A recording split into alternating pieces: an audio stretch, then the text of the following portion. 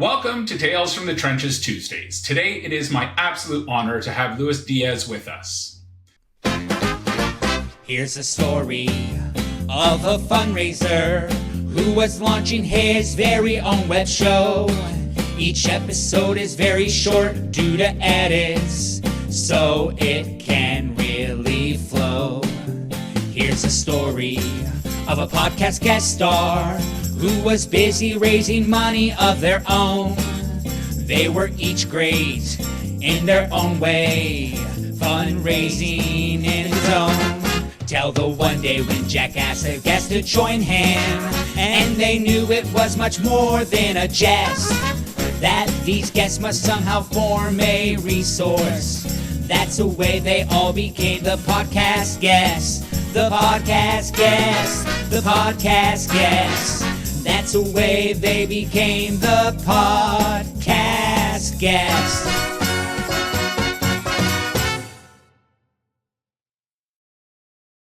Luis advises nonprofits in annual fund development, digital fundraising, and engagement strategies. He's the founder of the Donor Participation Project and the Annual Fund Toolkit. Previously, he taught at the Lilly Family School of Philanthropy, was executive director of annual giving at Muhlenberg College, and director of the Annual Fund and Development Business Operations at the Baltimore Symphony Orchestra. In those roles, he led teams that created growth in number of donors and dollars raised through a model he calls the Sustainable Revenue Engine.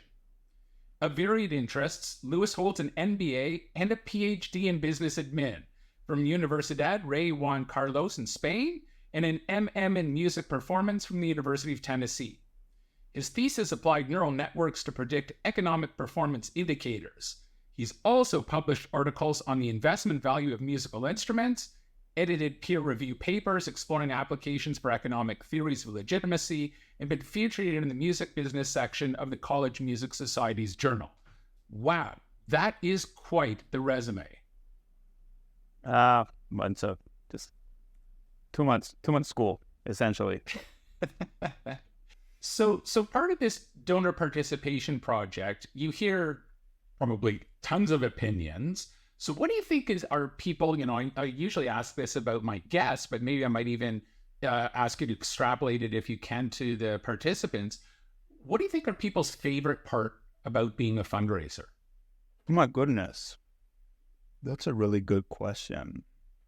Well, what I think is that being a fundraiser is much more varied and diverse in interests than people think. So we've had people go from I'm a fundraiser to I'm an executive director where I'm in a very small place that I'm partially doing fundraising to I'm going to certify myself in Salesforce and help nonprofits set up. So like the paths that people take are really varied and creative, and hopefully if the people that are feeling like they have to do this path where I'm starting with smaller gifts and then major gifts and then I'm the VP somewhere is really not so rigid.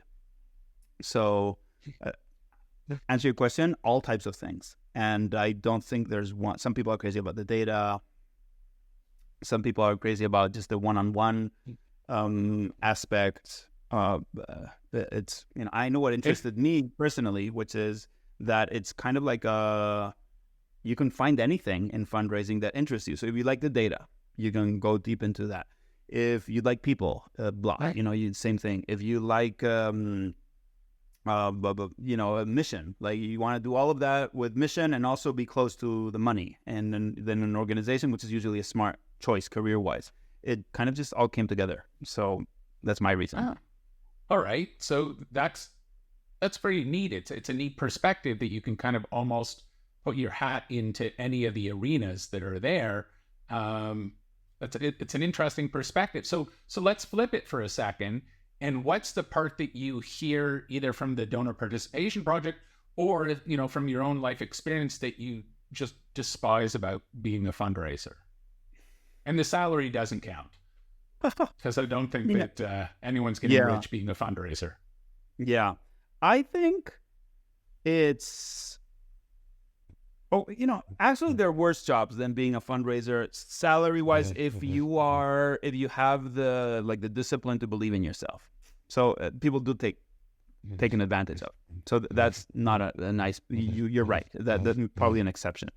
But I think the being pulled in so many different directions, it's kind of a symptom of modern life. But in a nonprofit, it seems that that starts happening at much earlier levels of career. So you go into a job. Very often, you don't know what your goals are, or nobody knows. You kind of have to make them up and then sell them to your boss. So I found that to be kind of unique and just reflective of poor leadership, if I may.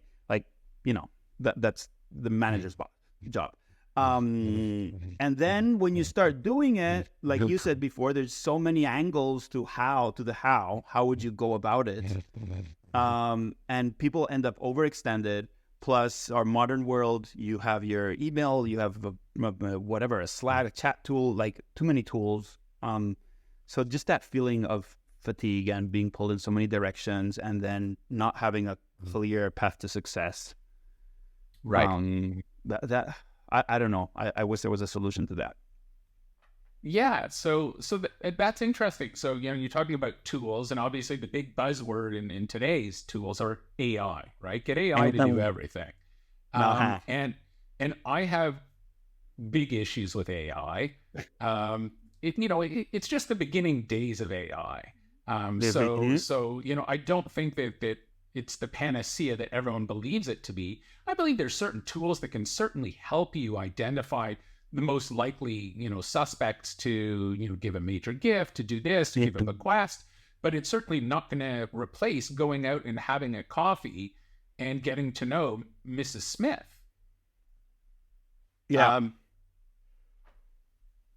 So I kind of just have stopped or don't really like talking about AI in public or teaching classes.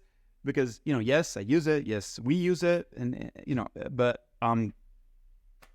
it's, what are your principles? I mean, essentially, it's just kind of because otherwise you're just going quicker towards a bad spot. You're like a lemming running toward the sea. So as a solution to send more personalized solicitation emails that were already not working, that bad, not a good idea. As a way to say, hey, I want to come up with a way to make this person feel more valued and seen by our organization. And they have a problem because nobody on the program side wants to talk to them. And here's some more information about them. Take out anything that's personally identifiable and have it come up with something solid gold, because it's like a sparring partner for your brain. Right. No, I think that's an interesting take on it as well.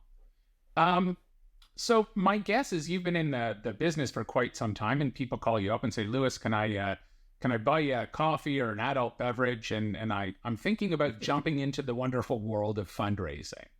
Okay. So, what advice would you give them? Or, if you think back about what advice you would give yourself as you were just starting off? Advice I typically share. If it's somebody that's asking this because they want to start a nonprofit, my advice is typically build a community first. And for that, you don't need the legal entity. Then when and if you get there, and I have a little bit of a framework for what that means, but essentially start getting people together in a way that's participatory, that's purposeful, so about to do something, and that's recurring, and that you identify people that can help you inside of that group. So if you do all of that, you eventually will end up with a pretty good community. The next step of find a fiscal sponsor, which is really easy. They take a small cut out of any gifts. You don't have to, again, super easy, super hands-off, and see if there's actually demand. So test the thing. This isn't unlike any other business. So that's people that are asking about fundraising because they want to start a nonprofit.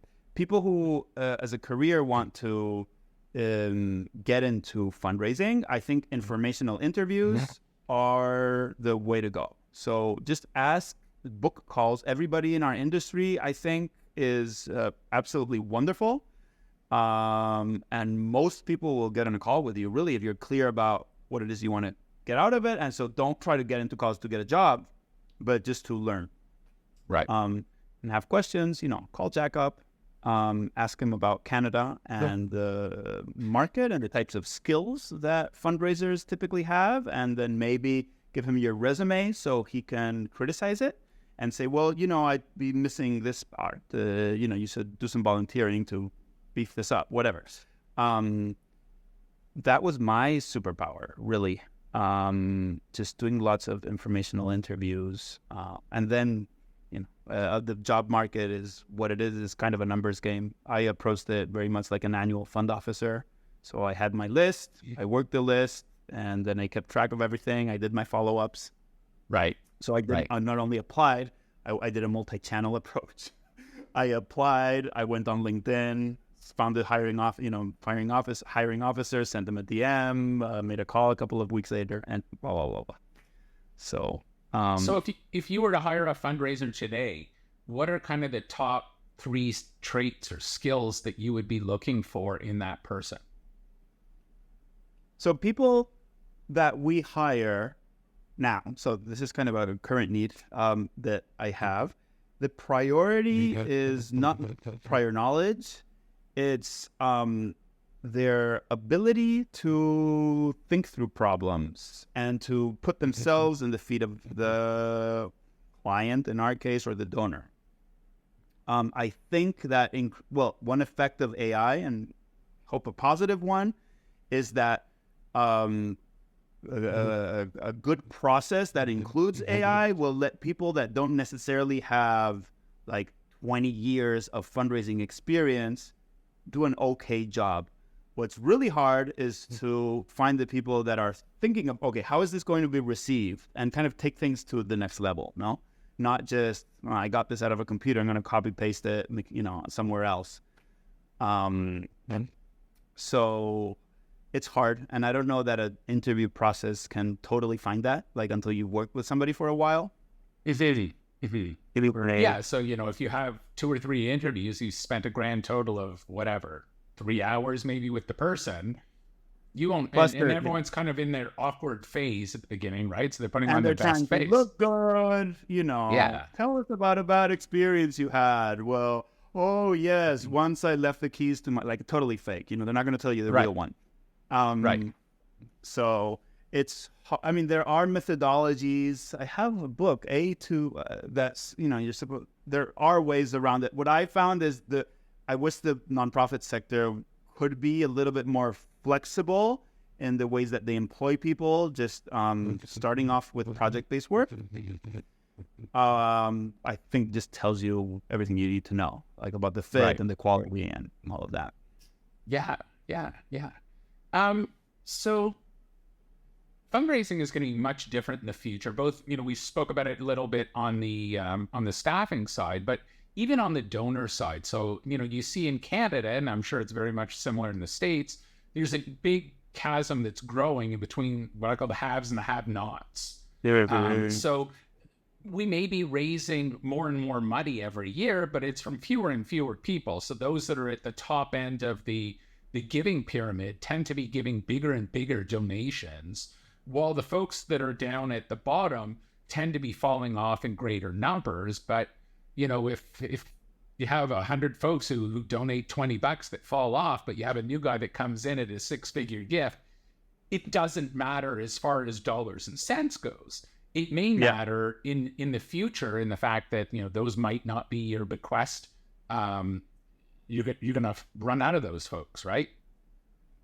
Yes, there's risks, right? And I'm sure, you've spoken about it, and I'm sure, but there's that risk. There's the risk of a mission drift with larger donors. There are organizations, especially kind of younger organizations, that have been funded by grants originally, and sometimes it's 5 foundations that just carry that organization. And you don't create a major donor to substitute that revenue overnight. Right.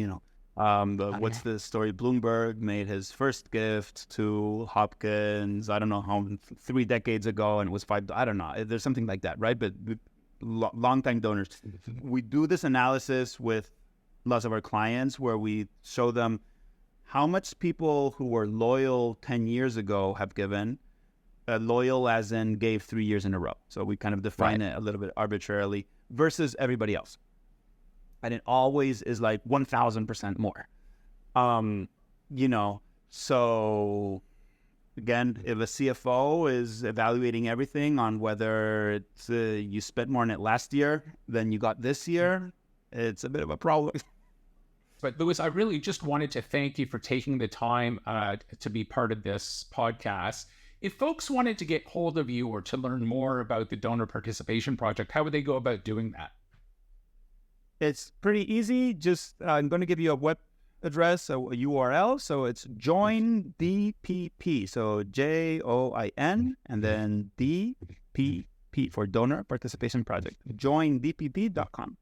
And there's a sign up there. If you want to connect personally with me, please seek me out on LinkedIn, and I'd be excited to connect with folks. Jack, I want to thank you for your persistence and for how easy you have made this interview. I wish we were all like that, and it's been absolutely wonderful. I've been kind of following you. I saw when you had Lynn Wester and Jim Langley, some folks that I really admire. Yes. And some kind of other folks that I didn't know about that are really interesting. Thank you so much, Louis, and have a great weekend. Thanks so much. Hi, folks. Don't forget to hit the subscribe button right here.